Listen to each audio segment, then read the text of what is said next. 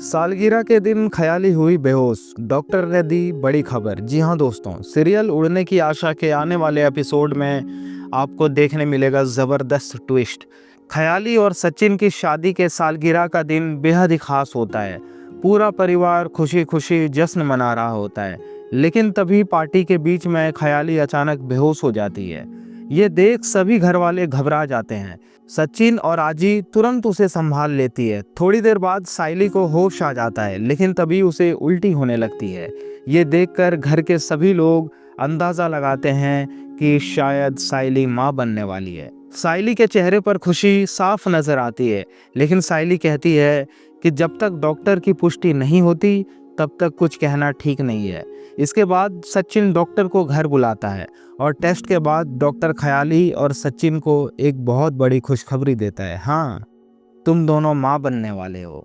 ये सुनकर पूरा परिवार खुशी से झूम उठता है, लेकिन साइली के मन में एक सवाल उठता है, क्या अब वो अपने सपनों को पूरा कर पाएगी?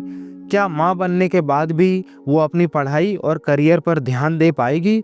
साइली का उतरा हुआ चेहरा देखकर सचिन उसका हाथ पकड़ता है और प्यार से कहता है, अगर तुम ये बच्चा नहीं चाहती हो तो मैं तुम्हारे हर फैसले में तुम्हारे साथ हूँ। मैं कभी तुम्हारे खिलाफ नहीं जाऊँगा।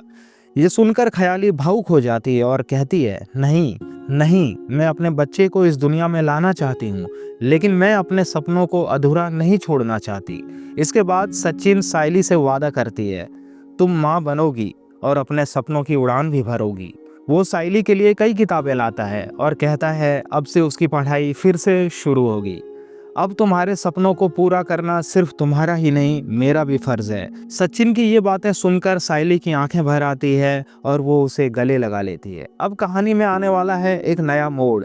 एक तरफ साइली बनने वाली है माँ, तो दूसरी तरफ से वो अपने करियर को नहीं छोड़ना चाहती।